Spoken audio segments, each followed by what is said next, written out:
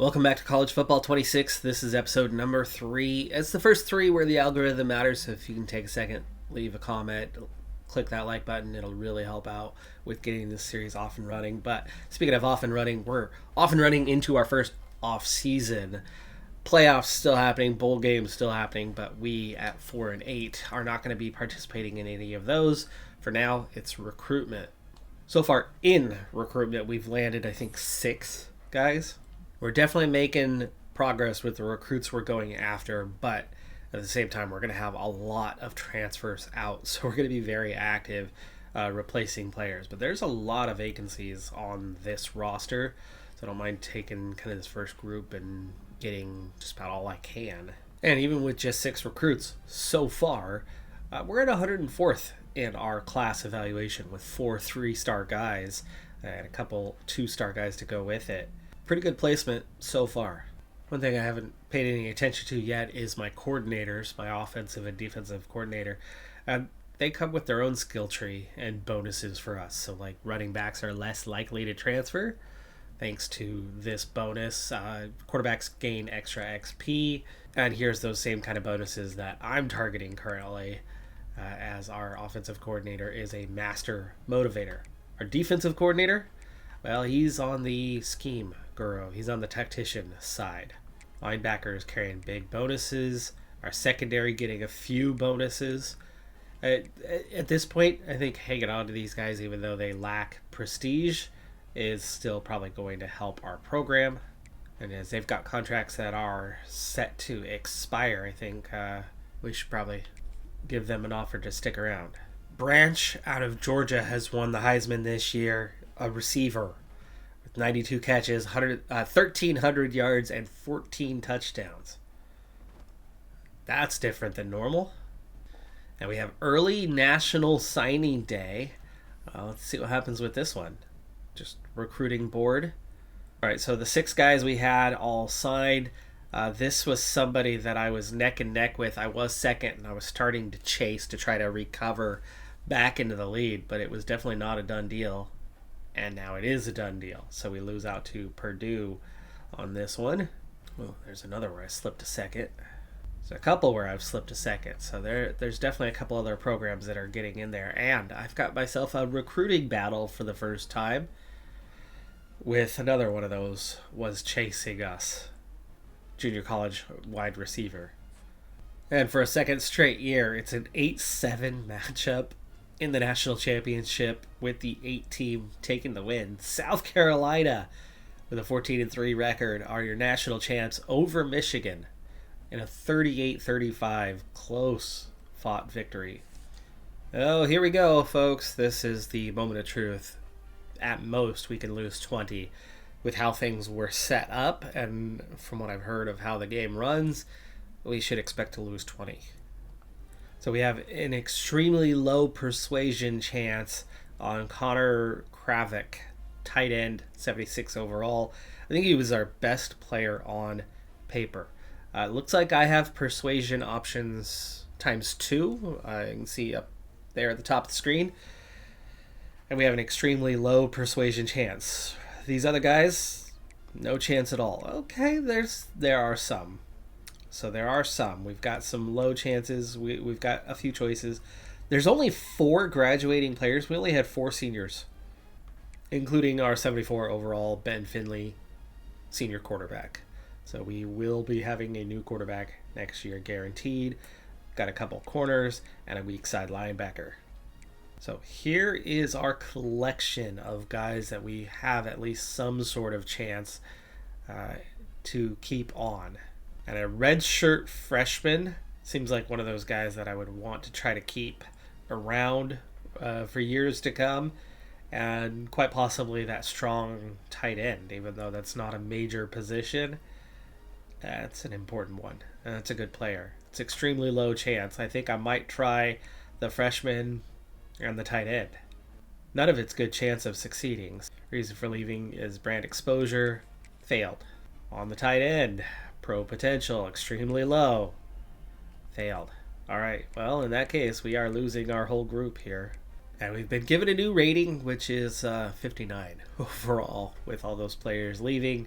And now it's time to retool, which puts us into off-season recruiting week 1 out of 4. Transfer portal also open, so that's going to change things a bit. First thing I noticed about the transfer portal is there's not too many guys that are keen on joining us. There's some, but it's all 2-star guys anyway. So we've got a number of 2-star recruits out of high school that are close to signing. So I think we're going to continue in that direction of trying to sign them for the most part. We did have to give up a handful of recruits that now have some deal breakers that weren't there previously. But I've got 450 hours, and we've definitely got to push some of these over the line. I'm not sure if just being in first is enough to make the commitment on signing day, or whether they would just not sign if you don't get over the line. That's something we'll find out soon enough, but I'd like to get some of these guys over the line, just in case. We don't want 6 recruits only. Well, I do have some commits, so that's good. We got a 2-star, Desmond Peters, halfback. Week 2, quarterback House has signed. And right tackle Sapp. More signings. Left edge McPrescott. Wide receiver Shermer. We're into double digits, but that's still a very small class, so there's only 1 week to go. There's about 10 guys that I'm first on their list, but we're not at that commit stage. This is going to be the final week of recruiting, and the big question remains, will they sign because we're number 1? Clear number 1s with scholarship offers. Because it's signing day and it's the last day to sign. Or do we literally have to hit that 100% mark and hit that commit? Or they just walk? Such a huge question, and it'll make a massive difference. Massive difference on any chances we have of putting together an okay recruiting class. Fingers crossed. This is that big moment. Either I totally fail the class, or we get a ton of commits today. Looks like we're getting a ton of commits. Yes, we are. Okay. We're all right. We are all right. We got a bunch of guys. Yeah, so all those ones where we were just comfortably number 1, we didn't have to finish the deal, which gives us a nice big full class, 2-star guys. But at least at least we're bringing in talent to replace the huge losses that we have.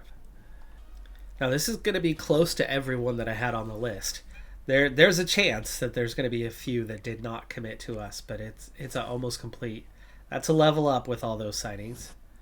We're still at 56 overall, though, with how young we suddenly are and how it's all 2-star guys, because your rating is not just about your starters, it's your whole roster, and our whole roster is just gotten a lot younger with all those guys that walked. Yeah, looks like we lost one battle. Wisconsin. One guy went to Wisconsin, CJ Miles.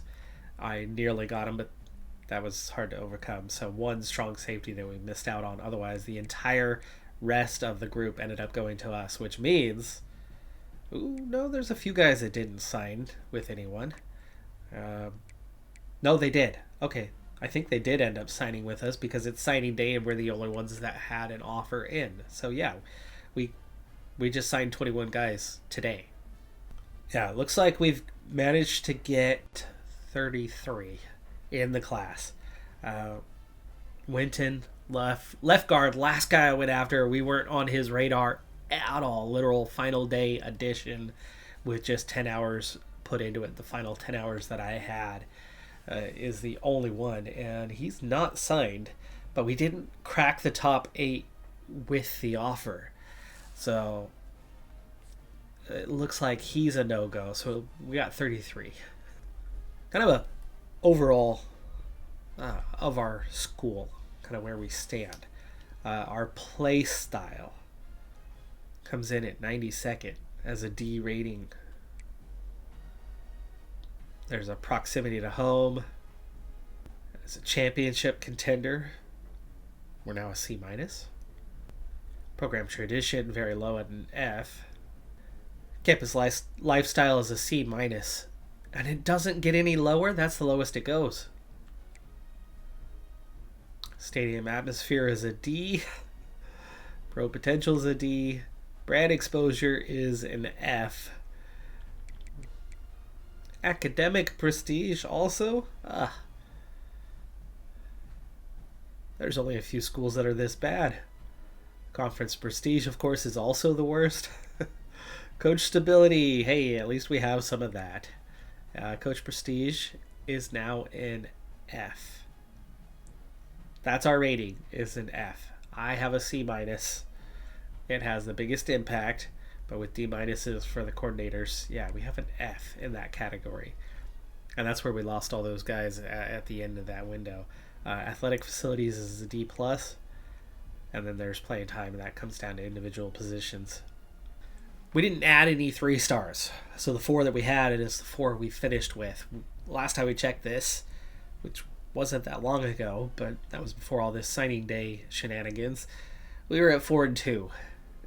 We finished at 4-28. We got 32 signees, which is way more than those around us, and that I think is the real advantage on that part. Not a ton of quality, but the entire visible list top to bottom here from 108 to 120, 23 is the most that any of them have. We've got 32 guys that came in. Now, of course, a lot of them are going to have fewer transfers out. And looking at that list, all but 2 of the other schools have at least 1, if not 7, 1-star guys. Well, it is off-season. I got a coach level up, so I don't know if I'm too late on this, but we're going to put in a upgrade for the D-line.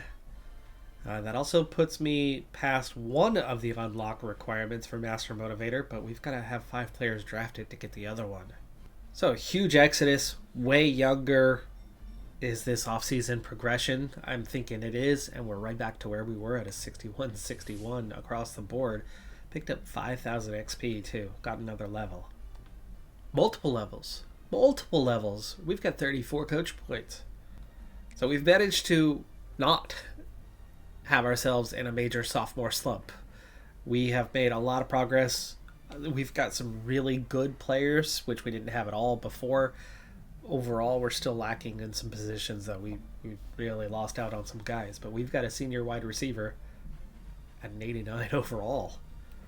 Our weakest position is quarterback. We're 3 guys, a 73, a 71, and a 68. Not great. Brookhart, they're all young, though. And that's the thing is, they're not all going to leave us. They'll stick around. They'll progress. But we've got a couple halfbacks that are looking pretty good. We'll focus on that running game. Fullbacks, all right. Wide receivers, an 89. An 84 at tight end. We've got a left tackle who's a 72 to lead the way. A 72 at left guard. A 67 at center. 75 for right guard. 72 for right tackle. 69 for our left edge. 75 for our right. Defensive tackle, a 74.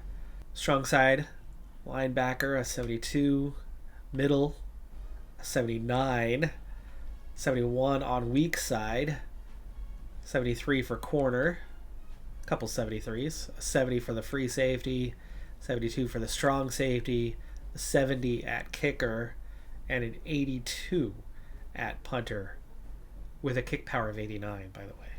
We go ahead and take the D-line bonus and finish that off. We're already at the 50.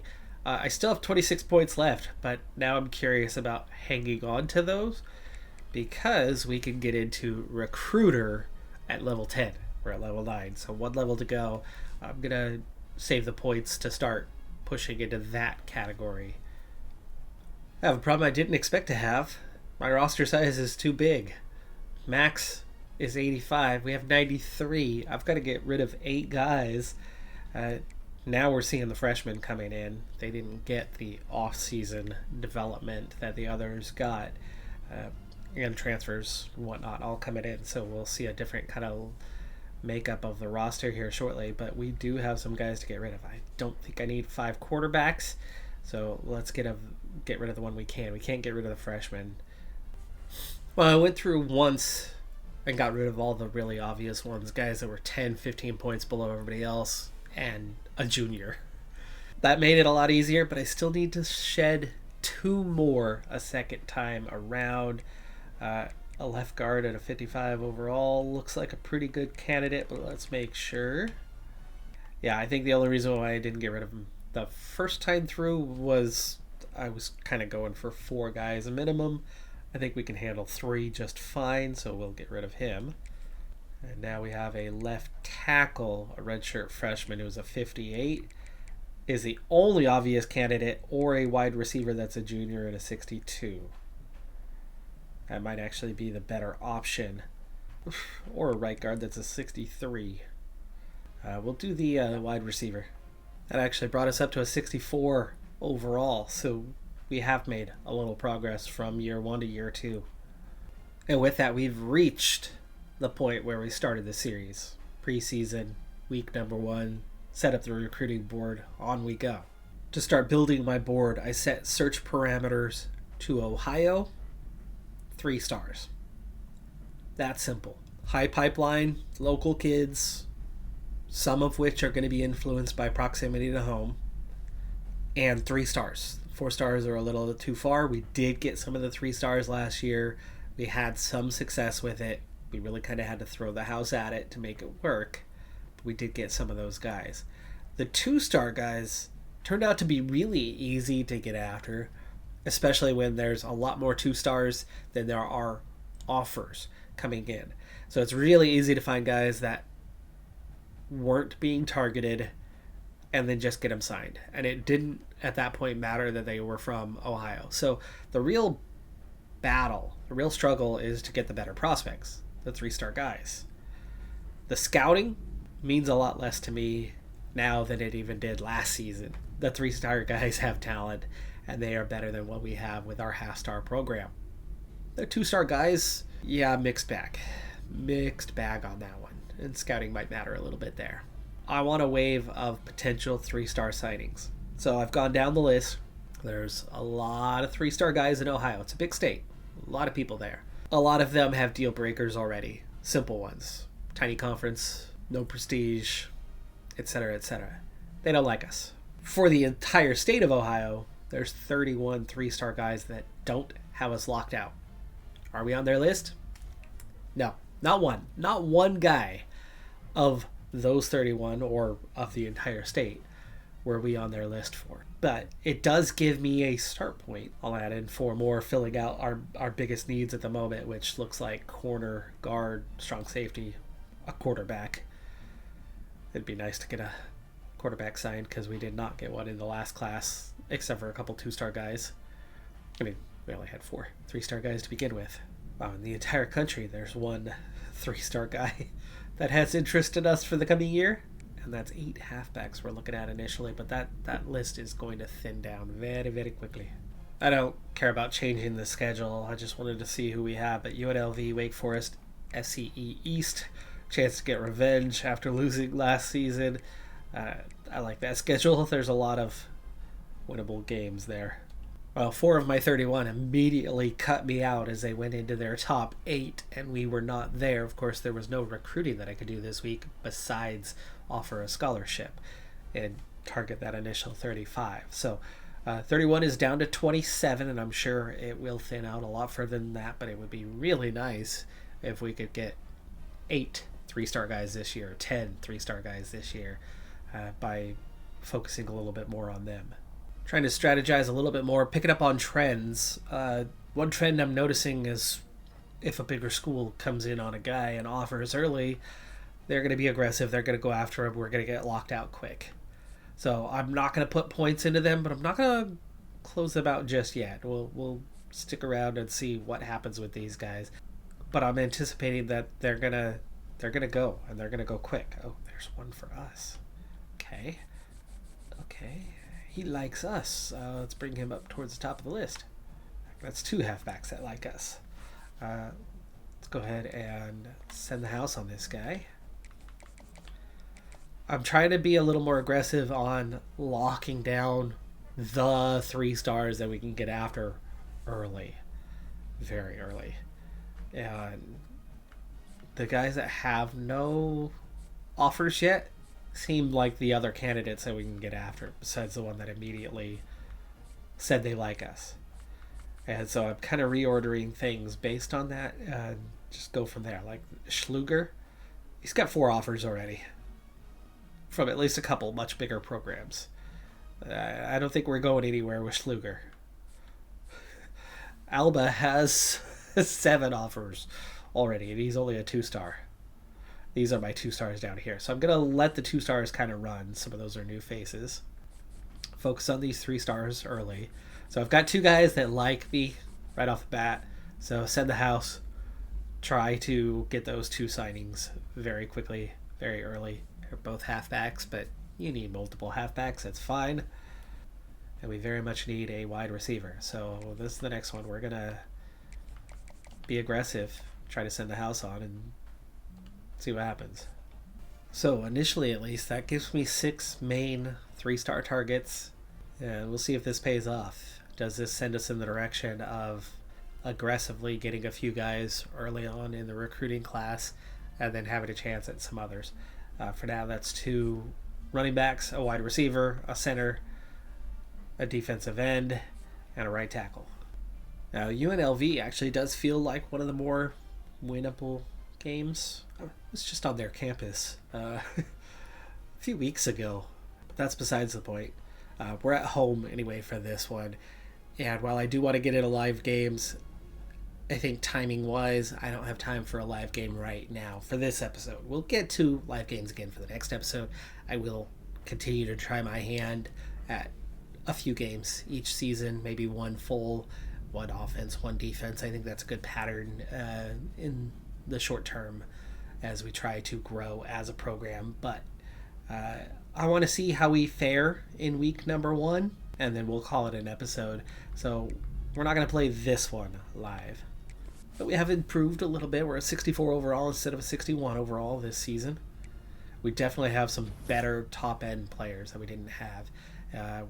We got cut out of a few guys, but we definitely made a progress with some, and that was not a lot of XP, so I'm guessing that game did not go well, and it did not. So the season starts at 0-1, but I think we are making some headway, some progress compared to last season in recruitment. Taking some knowledge, some things that I picked up, and I should be able to run with that and have a little more success.